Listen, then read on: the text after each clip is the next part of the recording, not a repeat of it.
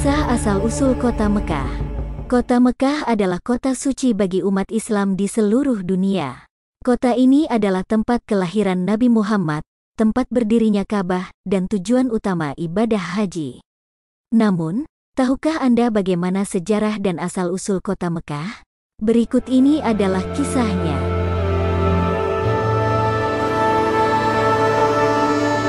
Mekah sebelum Nabi Ibrahim. Menurut beberapa riwayat, kota Mekah sudah ada sejak zaman Nabi Adam, yang merupakan manusia pertama yang diciptakan oleh Allah. Nabi Adam dan keturunannya tinggal di kota Mekah dan menyembah Allah di tempat yang kelak menjadi Ka'bah. Namun, pada masa Nabi Nuh, kota Mekah dilanda banjir besar yang menghancurkan semua bangunan dan makhluk hidup di sana. Hanya Nabi Nuh dan pengikutnya yang selamat dengan naik ke atas bahtera yang dibuatnya atas perintah Allah. Setelah banjir surut, kota Mekah menjadi lembah tandus yang dikelilingi oleh pegunungan. Tidak ada lagi manusia yang tinggal di sana. Hanya ada binatang-binatang liar dan burung-burung yang berkeliaran. Salah satu jenis burung yang hidup di kota Mekah adalah burung muka, yang konon menjadi asal-usul nama kota Mekah.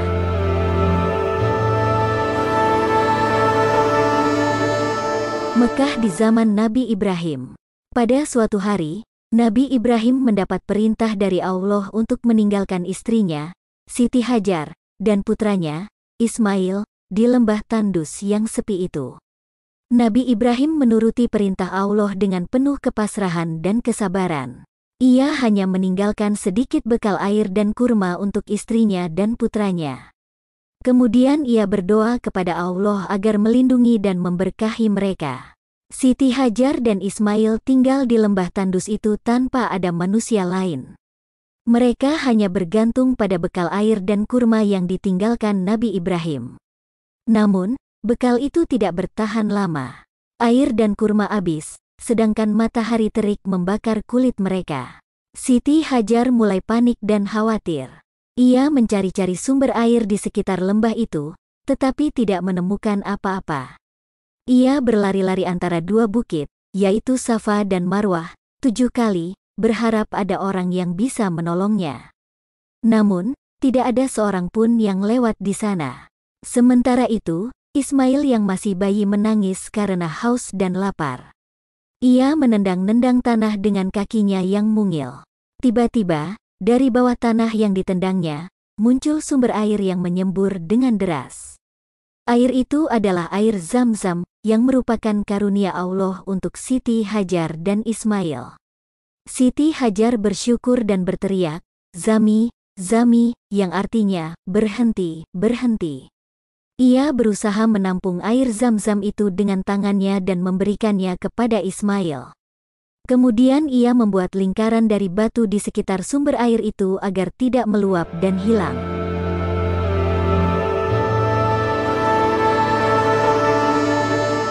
Air Zam-Zam itu menjadi penyelamat bagi Siti Hajar dan Ismail. Mereka bisa minum dan bertahan hidup di lembah tandus itu. Selain itu, air Zam-Zam itu juga menarik perhatian beberapa suku Arab yang lewat di sana. Mereka melihat ada air yang mengalir di tengah padang pasir. Mereka penasaran dan mendekati sumber air itu. Mereka melihat ada seorang wanita dan seorang bayi yang tinggal di sana. Mereka bertanya kepada Siti Hajar, "Siapa kamu? Dari mana kamu? Dan siapa yang memberimu air ini?" Siti Hajar menjawab, "Saya adalah istri Ibrahim, dan ini adalah putranya, Ismail. Kami ditinggalkan di sini atas perintah Allah. Dan air ini adalah pemberian Allah kepada kami." Suku-suku Arab itu kagum dan terkesan dengan jawaban Siti Hajar. Mereka meminta izin untuk tinggal bersama Siti Hajar dan Ismail di lembah itu. Siti Hajar mengizinkan mereka, asalkan mereka tidak mengganggu air Zam-Zam itu. Mereka pun menyetujui syarat itu. Mereka mulai mendirikan tenda-tenda dan rumah-rumah di sekitar sumber air itu. Mereka juga membawa ternak dan tanaman mereka. Mereka hidup rukun dan damai bersama Siti Hajar dan Ismail. Dengan demikian, kota Mekah mulai berkembang dan berpenduduk. Suku-suku Arab yang tinggal di sana adalah suku Jurhum, suku Huza'ah, dan suku Quraisy. Mereka menghormati Siti Hajar dan Ismail sebagai orang-orang yang dekat dengan Allah. Mereka juga mengakui bahwa air Zam-Zam adalah berkah dari Allah. Mereka minum air Zam-Zam dan menggunakannya untuk berbagai keperluan. Mereka juga mengikuti tradisi Siti Hajar untuk berlari-lari antara Safa dan Marwah sebagai bentuk penghormatan dan syukur kepada Allah.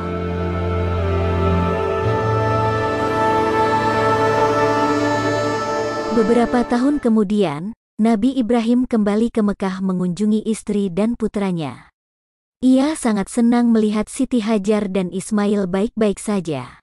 Ia pun senang melihat kota Mekah sudah ramai dan makmur. Ia bersyukur kepada Tuhan atas segala nikmat yang telah diberikannya. Ia pun mendapat perintah dari Allah untuk membangun Ka'bah bersama Ismail di tempat yang ditunjuk Allah. Ka'bah adalah rumah Tuhan pertama di muka bumi. Nabi Ibrahim dan Ismail membangun Ka'bah dengan menggunakan batu-batu yang ada di sekitar lembah. Mereka juga memasang Hajar Aswad, yaitu batu hitam yang diturunkan dari surga, di salah satu sudut Ka'bah. Mereka menyelesaikan pembangunan Ka'bah dengan penuh keikhlasan dan ketaatan.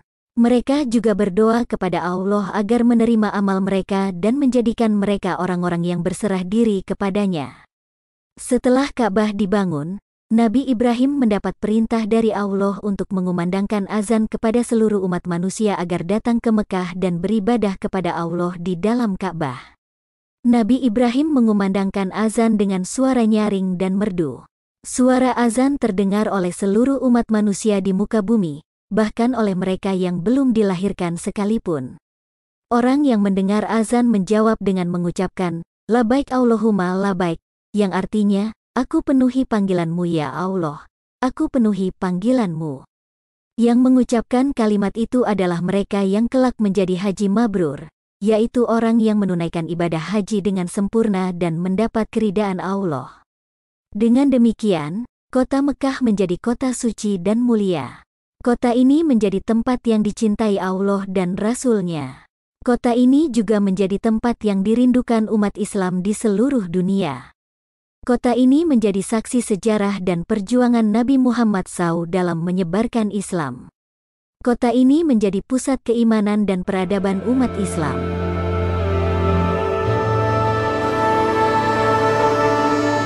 Mekah di zaman Nabi Muhammad SAW. Kota Mekah terus berkembang dan berproses hingga mencapai zaman Nabi Muhammad SAW yang merupakan keturunan Nabi Ibrahim dan Ismail. Nabi Muhammad lahir di kota Mekah pada tahun 570 Masehi. Ia tumbuh menjadi pribadi yang jujur, amanah, cerdas, dan berakhlak mulia. Ia dikenal dengan sebutan Al-Amin yang artinya dapat dipercaya. Ia juga suka beribadah dan bertapa di Gua Hira yang terletak di salah satu gunung di kota Mekah. Pada usia 40 tahun, Nabi Muhammad SAW menerima wahyu pertama dari Allah melalui malaikat Jibril AS. Wahyu tersebut berisi perintah untuk membaca dan menyampaikan pesan Allah kepada umat manusia. Wahyu tersebut merupakan awal turunnya wahyu Al-Quran, kitab suci umat Islam.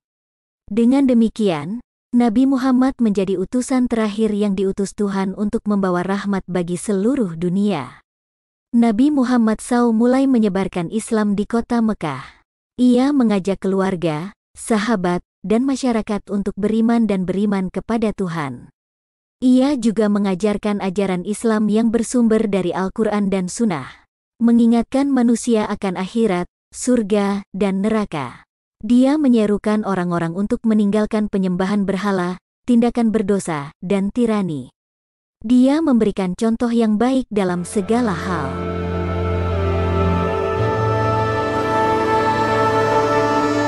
Namun, tidak semua orang menerima dakwah Nabi Muhammad SAW dengan baik. Banyak orang yang menentang, menghina, dan menyiksa Nabi Muhammad SAW dan para pengikutnya. Mereka adalah orang-orang yang tidak mau meninggalkan kebiasaan buruk, kepentingan duniawi, dan kekuasaannya. Mereka adalah orang-orang yang lalai dan sombong. Mereka adalah orang-orang yang kafir kepada Allah dan Rasul-Nya.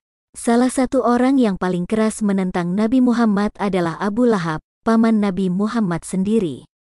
Dia membenci dan iri pada Nabi Muhammad SAW.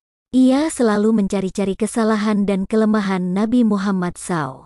Ia juga selalu menghalangi dakwah Nabi Muhammad SAW dengan segala cara. Ia bahkan mengancam akan membunuh Nabi Muhammad SAW. Ia dan istrinya, Ummu Jamil, dilaknat Allah dalam surat Al-Masad. Karena tekanan dan ancaman yang semakin meningkat, Nabi Muhammad SAW dan para pengikutnya harus hijrah ke kota Madinah yang lebih ramah dan bersahabat dengan Islam. Migrasi ini terjadi pada tahun 622 Masehi. Migrasi ini menjadi titik balik dalam sejarah Islam. Hijrah ini merupakan awal perjuangan Nabi Muhammad dan umat Islam dalam membela dan menegakkan agama Allah.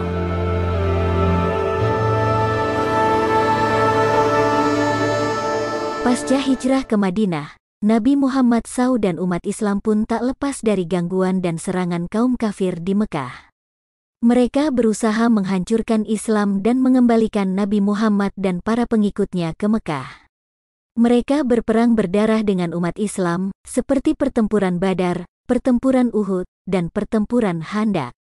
Namun, dengan pertolongan Allah SWT, umat Islam selalu dapat menghadapi dan mengalahkan musuh-musuhnya. Pada tahun 628 M, Nabi Muhammad SAW bersama kaum muslimin bermaksud menunaikan ibadah umrah ke Mekah. Namun, mereka dicegah oleh orang-orang kafir Mekah. Mereka tidak diperbolehkan memasuki kota Mekah. Mereka harus singgah di Hudaybiyah, sebuah tempat di pinggiran Mekah. Di sana, Nabi Muhammad SAW dan orang-orang kafir Mekah membuat perjanjian damai yang dikenal dengan Perjanjian Hudaybiyah. Perjanjian ini memuat beberapa poin antara lain. Nabi Muhammad dan umat Islam harus kembali ke Madinah dan tidak dapat melanjutkan umrah pada tahun itu. Mereka bisa menunaikan umrah pada tahun berikutnya, dengan syarat hanya tinggal di Mekah selama 3 hari. Tidak ada perang antara kaum muslim dan kaum kafir di Mekah selama 10 tahun. Setiap suku Arab dapat memilih untuk bergabung dengan pihak muslim atau orang-orang kafir di Mekah. Setiap orang yang masuk Islam dari orang-orang kafir Mekah harus dikembalikan ke Mekah. Namun, setiap orang yang murtad dari umat Islam tidak boleh dikembalikan ke Madinah. Perjanjian Hudaybiyah ini terkesan merugikan umat Islam. Banyak teman yang tidak puas dan kecewa dengan perjanjian ini. Namun Nabi Muhammad menunjukkan ketabahan dan kepercayaan kepada Tuhan. Ia meyakini perjanjian ini merupakan kemenangan besar bagi umat Islam. Ia pun mendapat kabar baik dari Allah bahwa ia dan kaum muslimin akan dapat memasuki kota Mekah dengan selamat dan terhormat. Perjanjian Hudaybiyah ternyata membawa banyak manfaat dan hikmah bagi umat Islam. Dengan perjanjian ini, umat Islam dapat berkonsentrasi menyebarkan Islam ke daerah lain tanpa campur tangan orang-orang kafir di Mekah. Banyak suku Arab yang tertarik dan masuk Islam karena melihat moralitas dan keadilan umat Islam. Jumlah umat Islam semakin bertambah dan berkembang pesat.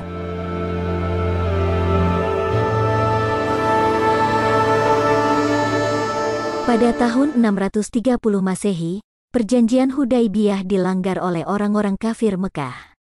Mereka menyerang salah satu suku yang bersekutu dengan umat Islam. Mereka juga menolak untuk membayar tebusan atas tindakan mereka. Mereka menyadari bahwa mereka telah melakukan kesalahan besar. Mereka mencoba untuk meminta maaf dan memperpanjang perjanjian dengan umat Islam. Namun, Nabi Muhammad tidak mau menerima permintaan mereka. Ia memutuskan untuk menaklukkan kota Mekah dan membersihkannya dari berhala-berhala. Nabi Muhammad memimpin pasukan umat Islam yang berjumlah sekitar 10.000 orang menuju kota Mekah. Mereka bergerak dengan rapi dan tertib. Mereka tidak menimbulkan kerusakan atau kekacauan di sepanjang perjalanan mereka. Mereka juga tidak menyerang orang-orang kafir Mekah yang tidak melawan atau mengganggu mereka. Mereka hanya ingin membebaskan kota Mekah dari kesyirikan dan kezaliman. Ketika sampai di kota Mekah, Nabi Muhammad memasuki kota itu dengan rendah hati dan tunduk kepada Allah. Ia tidak sombong atau dendam kepada orang-orang kafir Mekah yang telah menyiksa dan mengusirnya. Ia malah memberikan pengampunan dan kedamaian kepada mereka. Ia berkata, "Pergilah, kalian semua bebas. Tidak ada celaan atas kalian pada hari ini."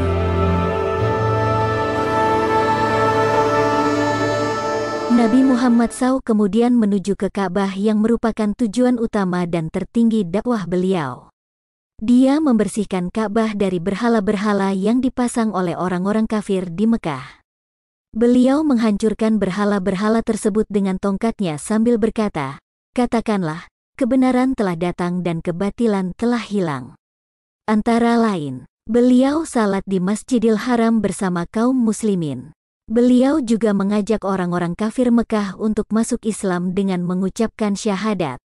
Banyak orang-orang kafir Mekah yang menyambut baik dakwah Nabi Muhammad SAW dan memeluk Islam.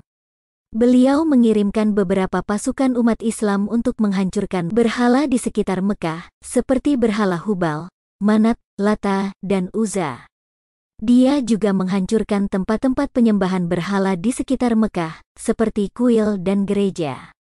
Dia mengirimkan surat kepada raja dan pemimpin di luar Mekah, seperti Raja Persia, Raja Roma, Raja Ethiopia, dan Raja Mesir. Beliau mengajak mereka masuk Islam dan mengakui kebenaran risalah Allah.